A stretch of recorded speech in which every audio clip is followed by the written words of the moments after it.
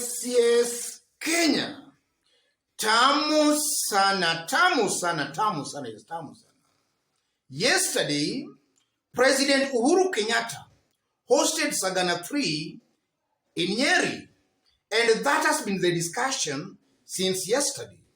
So in this video, I want us to have a look at political implications of some two political statements made by President Uhuru Kenyatta yesterday and what they portend for William Ruto. In case you've just bumped here for the very first time, kindly subscribe, give this video a like. Yesterday, President Uhuru Kenyatta made some two political pronouncements that I know are going to have very big impacts on William Ruto. The first pronouncement, the president gave Mount Kenya region a clear political direction. And then secondly, the president explained why they parted ways with William Ruto. Those are two political pronouncements the president made clear yesterday in Sagana. So in this video, I just want us to understand what are the political implications of those two political pronouncements. That's our analysis and discussion. And even before we dwell into that analysis, let me take you back to 1966, during Limuru Convention. Jaramogi Oginga Odinga was the vice president at that time.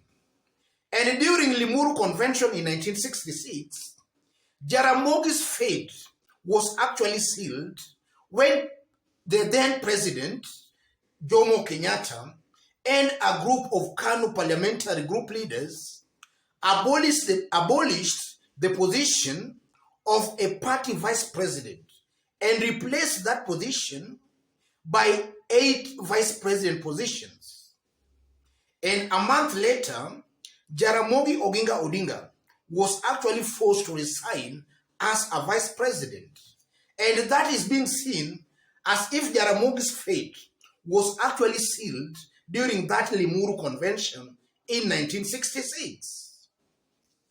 And then again in 2002, during KANU National NDC at Kasarani, that was dubbed Kasarani Kisirani, the fate of the then vice president, George Saitoti, was also sealed at Kasarani when the president, Daniel Toroitich Arap Moi, the late, actually showed his clear preference for Uhuru Kenyatta and not for his deputy or other vice president, George Saitoti. That sealed Saitoti's political fate. Yesterday, we had the Sagana 3 convention or other meeting, and the president just declared his preferred successor, and that successor is not William Ruto. Did the president seal William Ruto's fate? If at all history is anything to go by. That's an analysis for another day. But in this video right now, let's have a look at some political implications of those two pronouncements by President Uhuru Muigai Kenyatta. Uhuru Kenyatta actually explained to his people why they parted ways with William Ruto. Because for some times now, William Ruto and this brigade have been going around the country and specifically on the mountain calling upon the president to come clean and explain why they parted ways with his deputy. And Ruto and his team have been using that to gain some sympathy on the mountain because they were painting William Ruto as a victim, somebody who had been betrayed by President Uhuru Muigai Kenyatta. And largely, they were having their way because the president was silent. He was not explaining to his people why they parted ways with William Ruto. And yesterday, the president came out and just made things clear. The president actually explained to his people that one reason they parted ways was because of corruption. And he gave an example of Aror and Kimware Dam scandals, where William Ruto is believed to have benefited as a result of that scandal. About 20 billion Kenya shillings disappeared. And I know the president there successfully exposed William Ruto as a corrupt leader. And that just reinforced the notion among a majority of Kenyans that William Ruto might be corrupt. Because in the public opinion, a good majority of Kenyans see William Ruto as corrupt.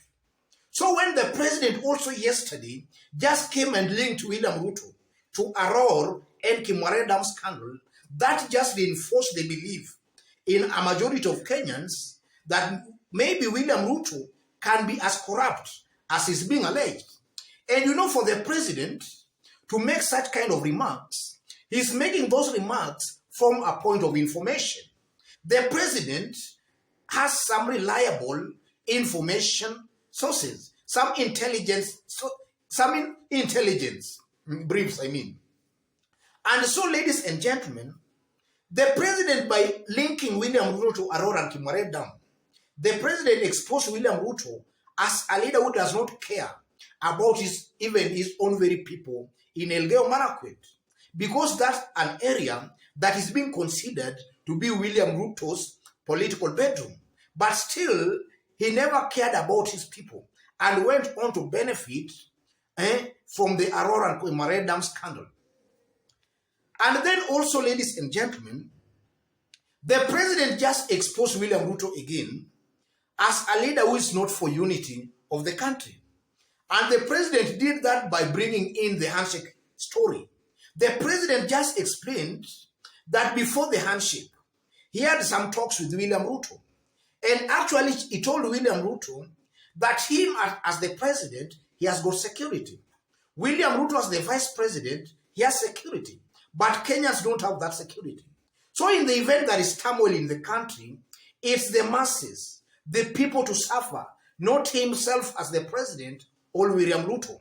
But still William Ruto told him kukaa ngumu. They have power. They have instruments of power. William Ruto never wanted the handshake. He wanted Uhuru Kenyatta to use force as the president, as somebody with instruments of power to push his way through. That exposed William Ruto as a leader who only cares about attaining power, and he does not care about the cohesiveness of the country. Yes. And then the president also just exposed William Ruto's inefficiency for the time they have served together with him in government. And for those who watch it live, at some point the president actually praised Peter Munya for the kind of a job he has done in the Ministry of Agriculture. And we know that before Peter Munya, we had Mwangi Kiunjuri. Mwangi Kiunjuri was being seen as a very close William Ruto ally. And actually Mwangi Kiunjuri was sacked because of his close association to William Ruto. And by the time Mwangi Kiunjuri was serving as Agriculture Minister, that docket was dogged with allegations of corruption, especially the kind of cartels that were existing in National Cereals and Produce Board. And it was being seen that William Ruto was benefiting as a result of those cartels in the Agriculture Ministry. So when Munya took over, we have seen Munya largely bringing a lot of radical changes in that docket. So Uhuru Kenyatta also just painted William Ruto as a leader who has failed to deliver for the time they have been together with him. That is one thing that the president actually just explained why they parted with. And then the second strong message, the president should clear direction to his people. Because again, some residents in Mount Kenya, they were still waiting for the president to come out clean with his own mouth to tell them exactly the political direction. And some were still waiting for the president. And even some leaders, we were hearing them saying that we want the president to give us clear direction. That direction, the president gave it yesterday. And the direction is simple. Raila Amolo Odinga and not William Ruto. So that endorsement of Raila Odinga and not William Ruto, I tend to believe kills William Ruto's popularity on the mountain, because all along, some residents of Mount Kenya thought that Uhuru Kenyatta was still supporting his deputy, William Ruto, because of the kumi yangu, kumi ya Ruto. But Uhuru endorsing Raila yesterday just killed that. It's no longer kumi ya Ruto, but it's now kumi ama tano ya Raila Odinga. And that has a very negative political implication on William Ruto. And I'm saying that because largely our politics is ethnic based. The masses, there is what we call, the masses tend to vote along ethnic lines. And the one thing that is constant with the masses is that they tend to listen more to their ethnic kingpins. And the ethnic kingpin of Mount Kenya, as I talk right now, is Uhuru Muigai Kenyatta. So I tend to believe, ladies and gentlemen, that Uhuru Kenyatta's endorsement of Raila yesterday is going to impact negatively on William Ruto's popularity on the mountain.